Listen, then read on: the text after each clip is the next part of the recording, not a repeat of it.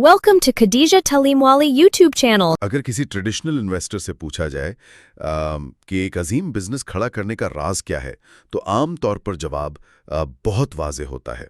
कहा जाता है कि अग्रेसिव नेटवर्किंग करें, तेजी से फैलने पर फोकस करें। हाँ, बिल्कुल। और मार्केट शेयर कैप्चर करने की बात होती है। प्रॉफिट मार्जिन्स के लिए रूथलेसली काम करने का मशवरा दिया जाता है। सही कहा, मतलब एक मुकम्मल और सख्त कॉर्पोरेट प्लेबुक होती है। लेकिन क्या हो अगर डेटा कुछ और ही कहानी सुनाए? क्या हो अगर तहकीक ये साबित करे कि दुनिया के सबसे सस्टेनेबल और पायदार बिजनेस मॉडल्स इन रिवायती उसूलों के बिल्कुल उलट काम कर रहे हैं? यही तो सबसे दिलचस्प बात है। आज हम खवातीन ताजिरों यानी विमेन एंटरप्रेन्योर्स की दुनिया का एक गहरा तज्जिया कर रहे हैं। और हम इस राज से पर्दा उठाएंगे कि खवातीन आखिर कारोबार शुरू क्यों करती हैं, उनके तर्ज क़यादत यानी लीडरशिप स्टाइल्स में ऐसी क्या खास बात है जो उन्हें अलग बनाती है। अच्छा, इस बात को समझने के लिए हमें मुख्तलिफ ग्लोबल पर्सपेक्टिव्स को देखना होगा, जैसे कनाडा की रिसर्च, और फिर हम साउथ ईस्ट एशिया, खास तौर पर फिलीपींस के इलाके बुकिडनॉन और इंडोनेशिया के शहर बांडुंग की ज़मीनी हक़ाइक़ का जायज़ा लेंगे। सही, और मकसद सिर्फ ये नहीं कि हम यहाँ आदाद व शुमार या ग्राफ्स को डिस्कस करें।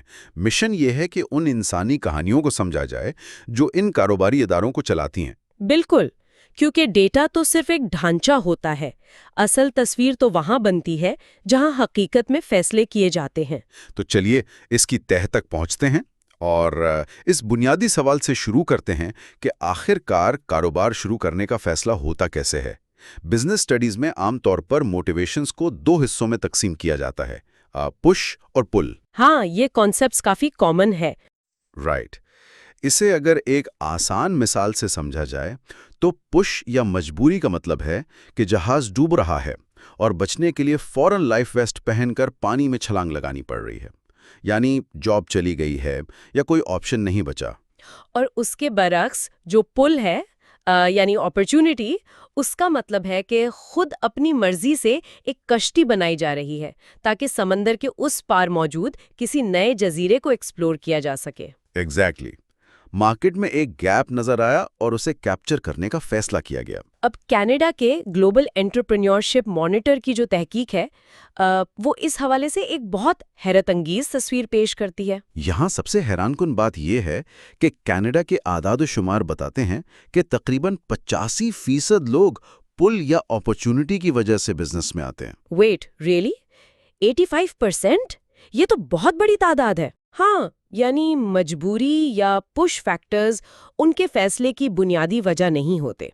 जो लोग अपॉर्चुनिटी देखकर आते हैं वो उमूमन जवान होते हैं, ज्यादा तालीम याफ्ता होते हैं, और सबसे अहम बात, उनमें अपने स्किल्स को लेकर एक खास एतमाद होता है। यहाँ तक तो बात समझ आती है, लेकिन जब इस डेटा को सिन्फ या जेंडर के मुताबिक अलग किया जाता है तो कहानी में एक नया ट्विस्ट आता है।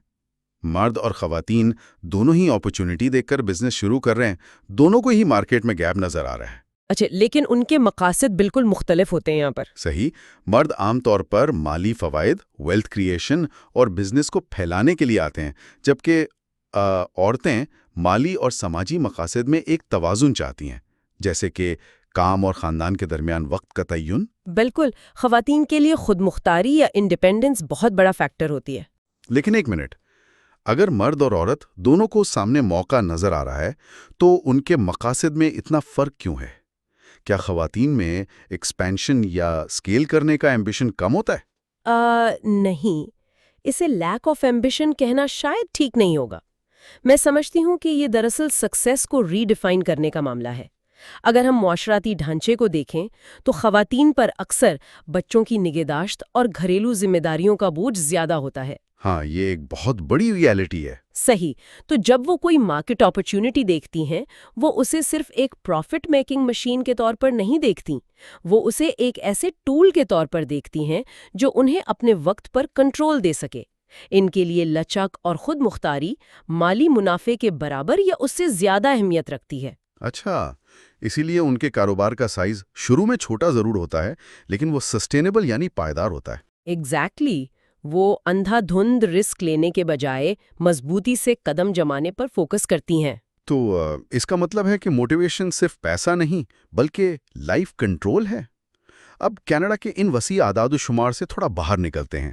زمینی حقائق کیا ہیں جب کوئی بزنس حقیقت میں لانچ ہوتا ہے؟ اس کے لیے ہم فلیپینز کے علاقے بکڈنون کی مثال لے سکتے ہیں. وہاں کی جو کیس سٹڈی ہے وہ بہت کچھ کلیئر کرتی ہے. ہاں، اور یہاں آ کر بات واقعی بہت دلچسپ ہو جاتی ہے. بکڈنون کی تحقیق میں شامل تقریباً 85% خواتین یونیورسٹی گریجویٹس تھیں، لیکن انہوں نے اپنی ڈگری کو کامیابی کا راز نہیں بتایا. صحیح کہا. ان کا ماننا تھا کہ یونیورسٹی کی ڈگری سے زیادہ جذبہ یعنی پیشن اور پچھلا تجربہ اہمیت رکھتا ہے. مطلب لرننگ بائی ڈوئنگ. بے شک وہ ایکسپیرینس بچپن میں اپنے والدین کے چھوٹے سے بزنس میں ہاتھ بٹانے سے ہی کیوں نہ آیا ہو. بالکل. فارمل ایجوکیشن ضرور ہے، لیکن مارکیٹ کو سمجھنا اور گراؤنڈ ایکسپیرینس سب سے بڑا سرمایہ ہوتا ہے. اور اس ایکسپیرینس کے ساتھ ساتھ ایک اور بڑا فیکٹر ہے خاندان.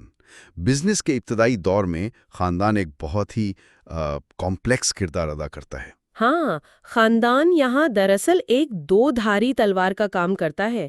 ایک طرف بچوں کی چائلڈ کیئر بڑی رکاوٹ بن سکتی ہے. صحیح، ٹائم مینجمنٹ کا مسئلہ ہوتا ہے، لیکن دوسری طرف جب انیشل فنڈنگ کی بات آتی ہے تو وہی خاندان سب سے بڑا سہارا ہوتا ہے. اس حوالے سے ایک بہت اہم پوائنٹ سامنے آتا ہے. ان خواتین نے سرمائے کے لیے ایکسٹرنل ڈیٹ یعنی باہر سے لون لینے سے گریز کیا. ان کا بنیادی سرمایہ شوہر کا تعاون اور خاندان کی مالی بچت ہی تھی. واو، یعنی کمپلیٹلی ڈیٹ فری سٹارٹ. یہ اسٹریٹجی بزنس کو ارلی سٹیج پر بینک کے لون کی قسطوں سے بچا لیتی ہے. ایگزیکٹلی. اور اس سے ایک اہم سوال پیدا ہوتا ہے کہ کیا روایتی نیٹ ورکنگ ضروری ہے؟ کیونکہ عام طور پر کہا جاتا ہے کہ بزنس بڑھانا ہے تو چیمبرز آف کامرس جوائن کریں. لیکن بکڈنون کی تحقیق میں تو کچھ اور ہی ظاہر ہوا. ان خواتین کو ابتدائی طور پر رسمی بزنس نیٹ ورک یا حکومتی مدد کا پتہ ہی نہیں تھا، جیسے ان کا department of trade and industry جسے DTI کہتے ہیں. ہاں، انہیں DTI کی مفت ٹریننگ کا بالکل علم نہیں تھا. وہ صرف اپنے رشتہ داروں پر بھروسہ کرتی تھیں اور فیس بک جیسے سوشل میڈیا پلیٹ فارمز کو اپنی مارکیٹنگ کے لیے استعمال کرتی تھیں. مطلب انہوں نے فارمل چینلز کے بجائے فیس بک کو ہی اپنا سٹور فرنٹ بنا لیا. حالانکہ اس میں ایک پالیسی فیلئر بھی ہے کہ حکومتی سہولیت اینڈ یوزر تک نہیں پہنچ رہی.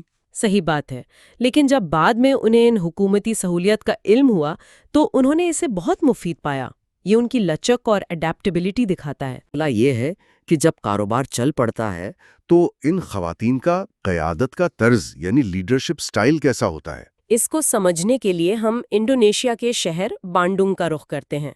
وہاں کی خانوں یعنی کلنری اور فیشن کی صنعت میں ایسی خواتین کی مثالیں ہیں جو بہت انسپائرنگ ہیں. یہ مثال مجھے ایک باورچی خانے کی ٹیم یا کچن بریگیڈ جیسی لگتی ہے، جہاں ہر شخص کو ہر سٹیشن کا کام آتا ہو. ہاں بالکل.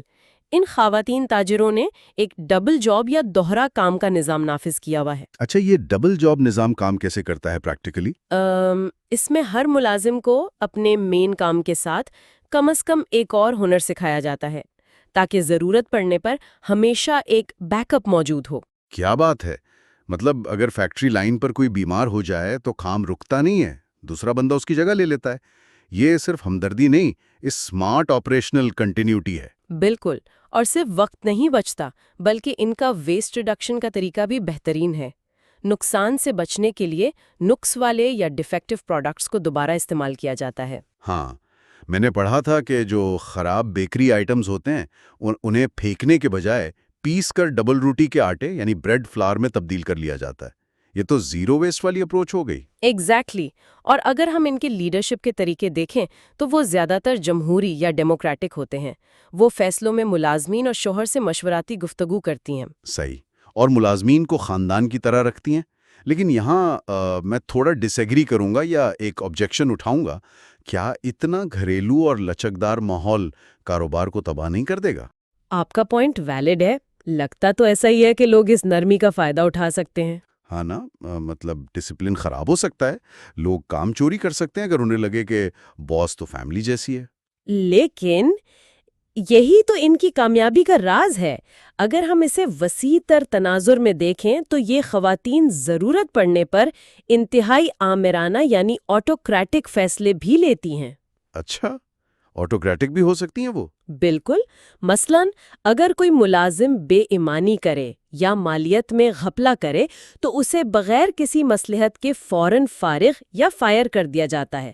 وہاں کوئی ڈیموکریٹک پروسیس نہیں ہوتا. واو، یعنی چھوٹی موٹی غلطیوں پر نرمی لیکن انٹیگریٹی پر کوئی سمجھوتا نہیں. یہ لچک اور سختی کا واقعی بہترین امتزاج ہے. ہاں، اور یہی چیز ان کے بزنس کو پائیدار بناتی ہے. مطلب کیا ہے؟ اگر ہم اس تمام ڈسکشن کا خلاصہ نکالیں، ان تحقیقی مقالات سے یہ صاف ظاہر ہے کہ خواتین کے کاروبار شروع کرنے کی وجوہات کافی مختلف ہوتی ہیں. بالکل. خاندان کا معاشی سہارا بننا، آزادی اور لچک، اور ان کا طرز قیادت جہاں وہ ٹیم کو ساتھ لے کر چلتی ہیں اور ڈبل جاب سسٹم سے ہنر سکھاتی ہیں. سننے والوں کے لیے یہ کافی اہم پوائنٹ ہے، خاص طور پہ ایسے کسی بھی شخص کے لیے جو ایک ٹیم کو بہتر انداز میں چلانا چاہتا ہے، چاہے وہ کسی چھوٹے کاروبار کا مالک ہو یا بڑی صنعت میں مینیجر ہو. صحیح بات ہے. ان خواتین تاجروں سے لچک، ویسٹ مینجمنٹ اور دوہرے ہنر کی اہمیت واقعی سیکھی جا سکتی ہے. بالکل. اور اس بحث کے آخر میں میں ایک نیا سوچنے والا سوال ضرور چھوڑنا چاہوں گا. اگر خواتین تاجر اندھا دھند تیزی سے پھیلنے یعنی ریپڈ ہائپر گروتھ کے بجائے توازن، ٹیم کی لچک اور کم نقصان پر زور دیتی ہیں، تو کیا یہ صرف ایک صنفی یا جینڈر بیسڈ رویہ ہے؟ ایگزیکٹلی، یا پھر یہی طریقہ کار آنے والے وقت میں مستقبل کے پائیدار اور سسٹینیبل کاروبار کا اصل اور بہترین ماڈل ثابت ہوگا؟ یہ بہت اہم سوال ہے. مجھے لگتا ہے بڑی کمپنیوں کو بھی ان خواتین تاجروں کی اس لچکدار اور جمہوری سوچ کو اپنانا چاہیے. بالکل. شاید آنے والے وقت کی کامیابی اسی ماڈل میں چھپی ہے. خیر، ان نئی کہانیوں اور اعداد و شمار پر اس گہرے تجزیے میں ہمارے ساتھ شامل ہونے کا شکریہ. Thank you for watching Khadija Talimwali YouTube channel.